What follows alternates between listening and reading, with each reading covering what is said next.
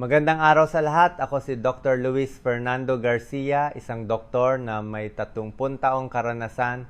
Ngayon ay susuriin natin ang paksa 8-URE-NG buto na nakakatulong maiwasan ang proteinuria.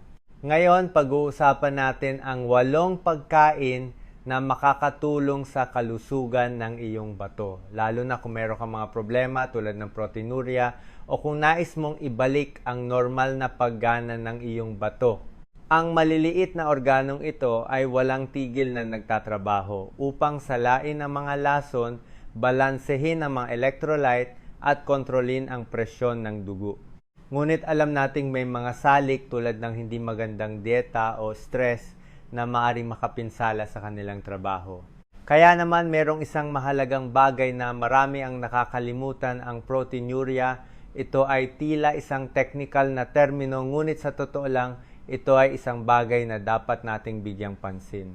Nangyayari ito kapag dahil sa pinsala sa bato, ang mga protina na dapat ay manatili sa dugo ay nakatakas sa ihi.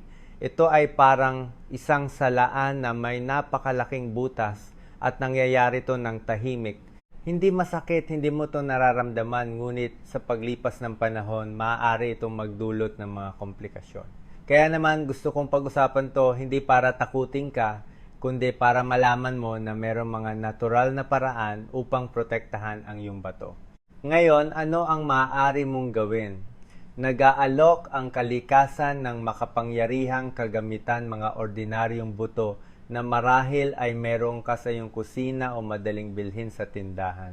Pinag-uusapan ko ang mga kakampi na makakatulong na isara ang mga butas sa filter ng bato. Ngunit bago natin tingnan kung ano ang mga to, kailangan nating maunawaan kung ano ang mga sanhi ng paglabas ng bula sa ihi. Kapag umiihi ka, normal na makakita ng bahagyang bula. Hindi tayo nag-uusap tungkol sa maraming bula tulad ng bagong serbidong serbesa, kundi isang manipis na layer na nabubuo kapag ang ihi ay tumama sa tubig ng inidoro. Kaya kailan tayo dapat mag-alala? Una, kung ang bula ay paulit-ulit. Kapag napansin mong lumalabas ang bula tuwing umiihi ka, dapat itong tawagan ang iyong pansin. Mahalaga rin ang lugar kung nasaan ka. Kung gumagamit ka ng banyo na hindi iyo o isang pampublikong banyo, posibleng may natirang produkto ng paglilinis na nagdudulot ng bula. Ganon din sa bahay kung kalilinis mo lang ng inidoro. Ang isa pang sanhi ng bula sa ihi ay ang pagkakaroon ng impeksyon sa urinary tract nang hindi mo nalalaman. Hindi mo laging mararamdaman ng pananakit kapag umiihi o madalas na pagdami ng ihi. Minsan ang tanging senyales ng impeksyon ay ang bahagyang bula na iyon. Pagkatapos meron tayong isa pang hindi gaanong kilalang sanhi, ang posisyon ng iyong katawan. Kapag matagal kang nakatayo, maaaring lumabas ang tinatawag nating orthostatic proteinuria at makakita ng pansamantalang bula. Bukod pa rito, ang mga gamot ay isa pang madalas na sanhi. Ang mga anti-inflammatory na gamot tulad ng ibuprofen o naproxen ay maaaring magdulot ng ihi na may bula sa ilang tao habang iniinom nila ito. Ngayon, kung matagal ka nang may ihi na may bula, paano mo malalaman kung ito ay dahilan ng pag-aalala? Mayroong 2 pagsusuri na magbibigay sa iyo ng sagot. Ang una ay ang general urinalysis, kung saan nag-iiwan ka ng sample sa isang bote at ang pagsusuring ito ay dapat magpakita ng 0 protina. Kung may lumabas na anumang numero kahit maliit ito, ay senyales na kailangan mo ng mas kumpletong pagsusuri.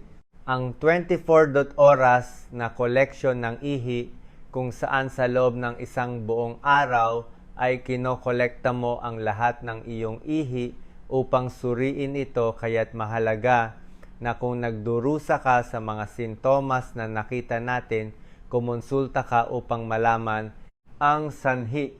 At ngayon, una, meron tayong chia.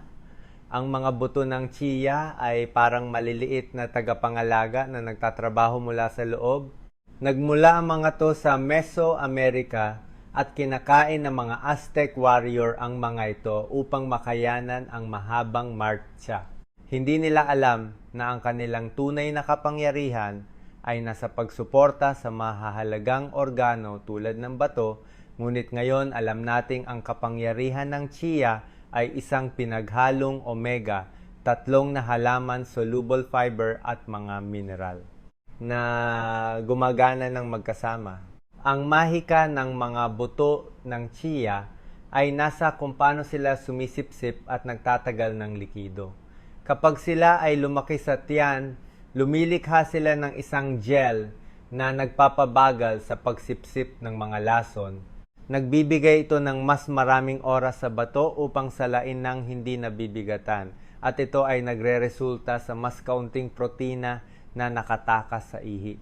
Bukod pa rito, ang kanilang mataas na nilalaman ng magnesium ay nakakatulong sa pagpapahinga ng mga daluyan ng dugo na nagbibigay ng nutrisyon sa bato na nagpapabuti sa kanilang kahusayan. Sa katunayan ngayon, alam nating ang kanilang fiber ay kumukuha ng mga mapaminsalang compound at binabawasan ang kanilang pagdaan sa sistema ng bato. Kaya naman ang pagsasama sa mga smoothies o paghahalo sa tubig ay maaring maging kapaki-pakinabang. At narito ang isang praktikal na paraan, ang overnight pudding. Pinagsasama mo ang 2 kutsarang chia sa gatas ng halaman at hayaan itong umalsa. Sa ganitong paraan sa umaga, meron kang almusal na nagpapalusog habang pinoprotektahan ang bato, ngunit mahalaga na bigyang pansin ang dami. Bagamat kapaki-pakinabang ang paglampas sa 3 kutsara araw-araw ay maaaring magdulot ng pamamaga. Ang susi ay ang hydration, laging samahan sila ng sapat na tubig, at para sa mga naghahanap ng iba't ibang ang bahagyang paggiling sa kanila ay nagbibigay daan sa paggamit bilang pampalapot sa mga sopas o sarsa nang hindi binabago ang lasa. Maaari rin itong gamitin bilang alternatibo sa itlog sa pagbe-bake. Ginagawa nitong kapaki-pakinabang para sa mga diet ng bato na kailangang limitahan ang protina. Maaari mo itong itago sa mga selyadong bote at malayo sa liwanag. Sa ganitong paraan, mapapanatili nila ang kanilang mga katangian hanggang 10 taon. Pagkatapos, nais kong pag-usapan ang mga mani. Ang kaugnayan sa pagitan ng bunga na ito at ng kalusugan ng bato ay matagal na. Ang mga sinaunang doktor na Griego ay naghahanda na ng mga emulsion na may mani upang gamutin ang kahinaan ng katawan. Isang intuition na ngayon ay nagkakaroon ng saysay kapag sinusuri ang nutritional profile nito, at ang sikreto nito ay nasa mga taba na kailangan ng iyong katawan ngunit hindi makagawa. Ngayon, alam nating ang mani ay mayaman sa fatty acids na nagsisilbing pampadulas sa iyong katawan. Nakakatulong ito upang mapanatili ang flexibility ng mga lamad ng cell sa bato. Pinapabilis nito ang pagsasala ng mga lason, kaya naman ang isang dakot, mga 30 gram bawat araw, ay maaring maging susi. Ngunit kapag pinag-uusapan natin ang mani, mahalaga na maging estratehiko. Mas mahusay ang hilaw kaysa sa inihaw at laging walang dagdag na asin. Bukod pa rito, isang detalye na marami ang nakakalimutan ay ang kapangyarihan ng dried fruit na to sa presyon ng dugo. Ang balanse sa pagitan ng sodium at potassium sa mani ay ginagawa itong ideal upang maiwasan ang labis na pasanin sa mga nephron, ang microscopic filtering units ng bato. At pagkatapos meron itong vitamin E na gumagana bilang tagapangalaga ng cell. Pinoprotektahan nito ang mga tissue mula sa maagang pagtanda. Gayunpaman, bagamat masustansiya, bawat mani ay naglalaman ng humigit kumulang 9 na kalorya. Kaya naman ang pagsukat ng bahagi ay maiiwasan na ang isang kakampi ay maging problema. Isang practical na tip, maaari kang gumamit ng maliit na lalagyan upang kontrolin ang pang-araw-araw na daming idagdag sa iyong almusal na binudburan sa oats o giniling bilang base para sa mga creamy sauce. Ang isa pang kagiliw-giliw na pagkain para sa iyong bato ay ang kasoy, ang mga hugis kurba na buto na nagmula sa Brazil at nanatili. Ang kasoy ay hindi mani, bagamat marami ang naniniwala. Sa technical, sila ay mga buto na nakakabit sa isang maling bunga, Ngunit higit pa sa mga klasifikasyon, ang susi ng kasoy sa bato ay nasa kanilang natatanging kombinasyon ng magnesium at zinc. Ang mga mineral na to ay gumaganang parang isang internal maintenance team para sa istruktura ng bato.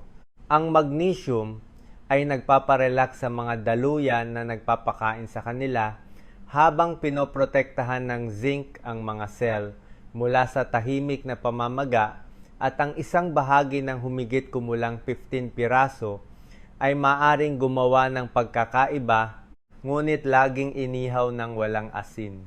Sa katunayan, merong isang madalas na pagkakamali sa pagkonsumo nito, ang pagpili ng pinirito may pulot.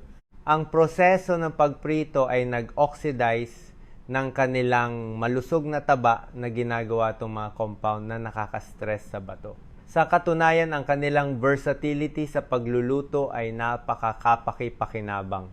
Maaari kang gumawa ng vegetable cheese sa pamamagitan ng paggiling nito sa tubig at pampalasa, lumikha ng mga creamy sauce para sa mga gulay o isama ito sa mga tropical salad.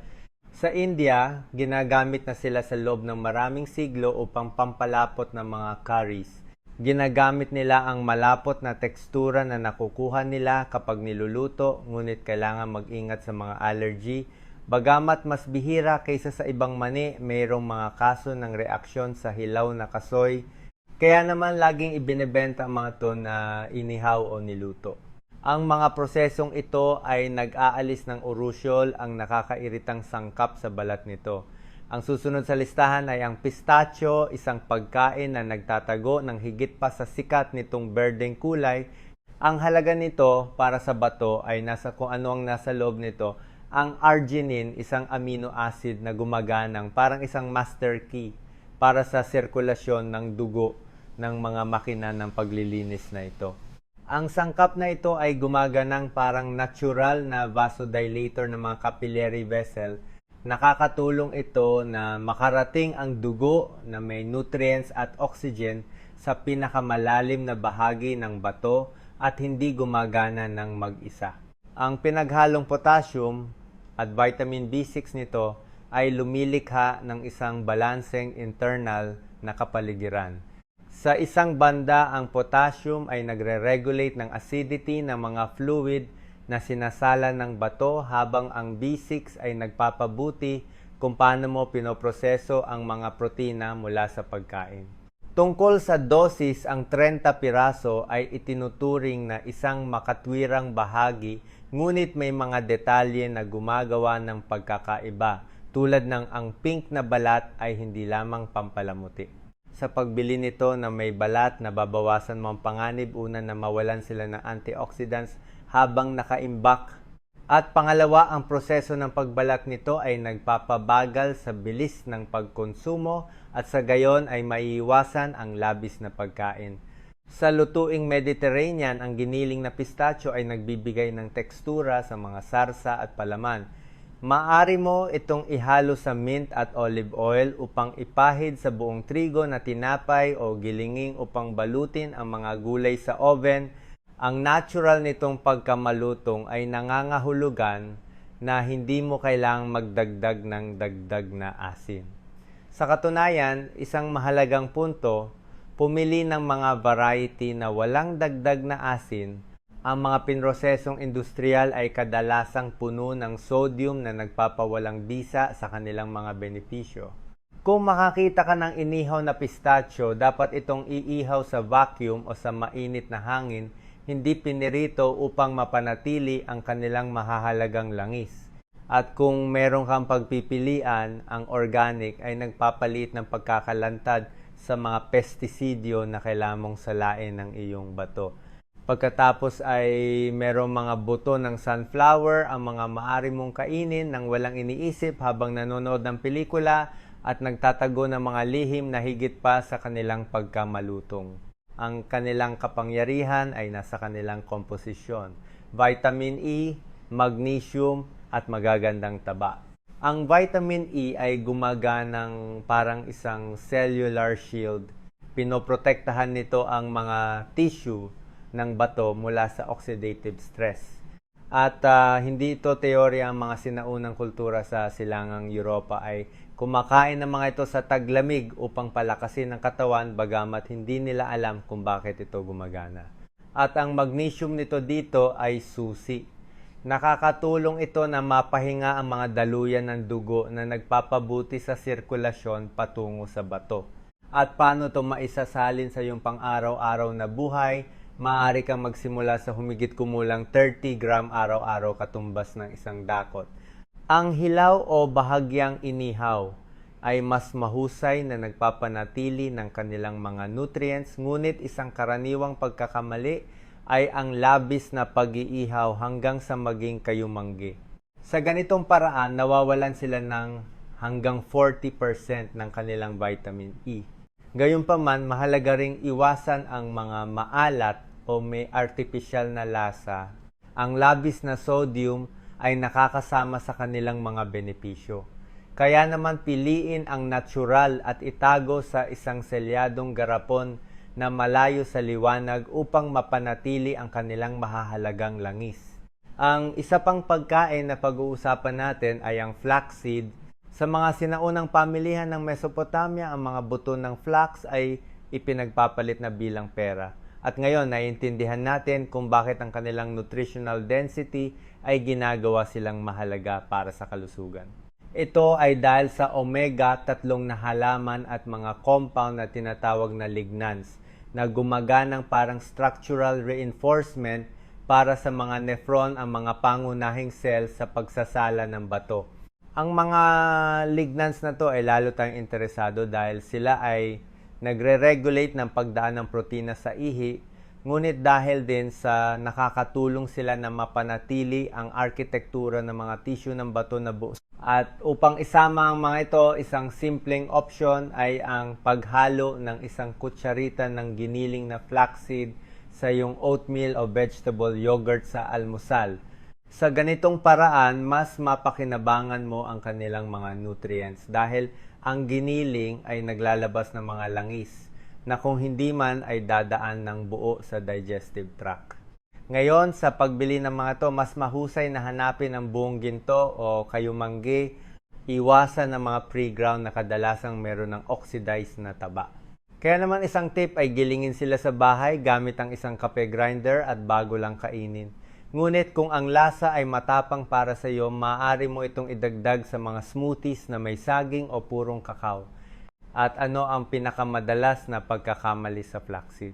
Ang pag-imbak nito sa temperatura ng silid. Ang ideal ay itago ang buong buto sa isang madilim na garapon sa refrigerator. At ang bagong giniling na harina gamitin sa loob ng 2 araw. Sa ganitong paraan, mapapanatili mo ang kanilang mga langis na sensitibo sa init at liwanag. Pagkatapos ay merong mga almond. At ano ang espesyal sa kanila?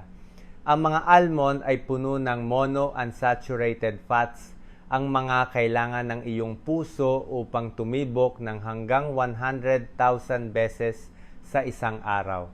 Kapag kumakain ka ng almond araw-araw, binibigyan mo ang iyong katawan ng natural na panangga laban sa mga pangunahing kondisyon ng kalusugan, lalo na ang mga nakakaapekto sa pagsasala ng iyong bato tulad ng mataas na kolesterol, hindi kontroladong presyon ng dugo, type 2 diabetes o problema sa timbang. At kung pag-uusapan natin ang asukal sa dugo, ang mga almond ay may napaka-interesanteng epekto. Kapag kinain mo sila, mas mabagal na pinoproseso ng iyong katawan ang carbohydrates. Pinipigilan nito ang mga glucose spike na nagdudulot ng pangmatagalang pinsala sa bato at nais nating iwasan. Bukod pa rito, kung nag-aalala ka sa iyong figura, ang mga almond ay may kakaibang bagay. Tinutulungan ka nilang kumain ng mas kaunti nang hindi nagugutom. At paano nila ito ginagawa? Ang kanilang kombinasyon ng fiber at protina ay nagpaparamdam sa iyong tiyan na busog ng mas matagal at ito ay nagre-resulta sa mas kaunting cravings at mas kaunting merienda sa pagitan ng mga pagkain. Ang mga almond ay mayaman din sa vitamin E, na nagsisilbing tagapangalaga ng iyong mga cell. Ang E ay hindi lamang nagpoprotekta sa iyong balat at nagbibigay ng mas bata na hitsura, nakakatulong din ito sa iyong depensa. Kaya tuwing kumakain ka ng almond, pinapakain mo ang iyong katawan sa loob, ngunit sa labas din. At upang makamit ang mga benepisyong ito, ang ideal ay kumain ng isang dakot ng almond araw-araw na humigit kumulang 30 grame.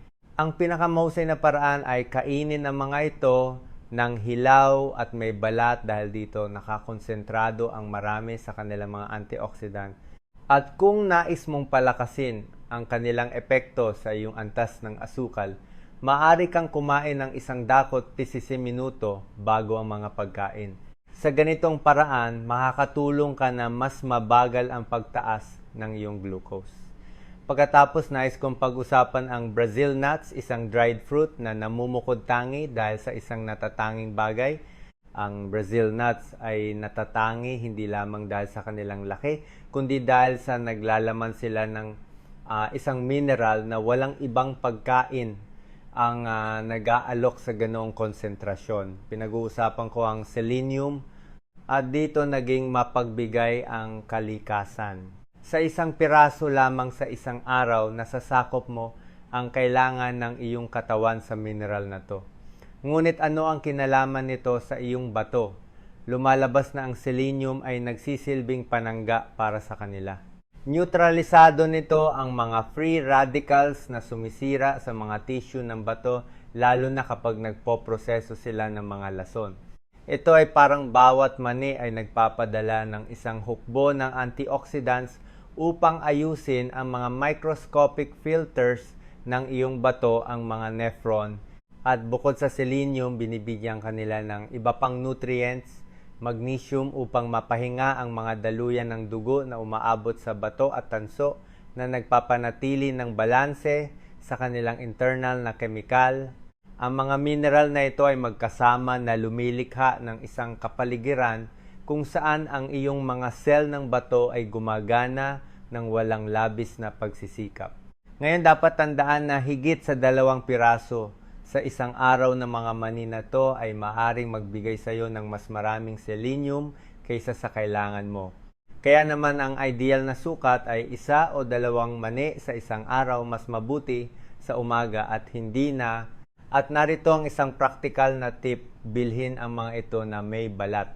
Sa ganitong paraan, may iwasan mong ma-oxidize ang kanilang mga langis, itago sa isang garapon ng salamin sa pantry malayo sa kahalumigmigan. At kung nais mong palakasin ang kanilang epekto, maaari mo itong ipares sa mga pagkaing mayaman sa vitamin E tulad ng spinach. Magkasama, lumilikha sila ng isang synergy upang palakasin ang mga lamad ng cell ng bato. Ngayon, ano ang gagawin sa lahat ng impormasyong ito? Hindi ito tungkol sa pagbabago ng iyong dieta sa isang gabi. Ang susi ay sa pagdaragdag ng maliliit na pagbabago. Marahil ay simulan ang pagsasama ng isa sa mga buto na ito sa iyong almusal o palitan ang isang pinrosesong merienda ng isang dakot ng pistachio. Bawat sadyang pagpili ay bumubuo ng mas malakas na panangga. Kaya naman kung merong isang ideya na dapat tandaan ngayon, ito ay laging mas mahusay ang pag-iwas kaysa sa lunas, at kapag pinag-uusapan natin ang bato, mas nagiging makabuluhan ang kasabihang iyon. Huwag maghintay na makaramdam ng discomfort bago kumilos.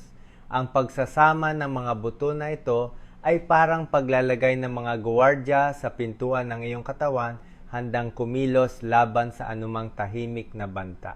Sa huli, ang mga pagkain na ito ay napatunayang nakakatulong na mapabuti ang iyong kalusugan ng bato at protektahan ang iyong bato mula sa paglitaw ng ihi na may bula at iba pang sintomas na may kaugnayan sa pinsala sa bato.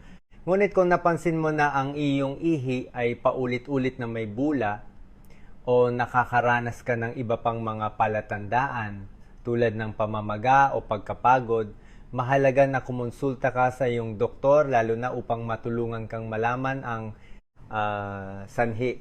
Ngayon, kung nais mong dagdagan ang impormasyong ito marahil, ay nais mong malaman ang 10 pinakakaraniwang pagkakamali na nakakasira sa bato. Iiwan ko ang mga ito sa video na ito dito upang mapanood mo ngayon. Ingatan mo ang iyong sarili.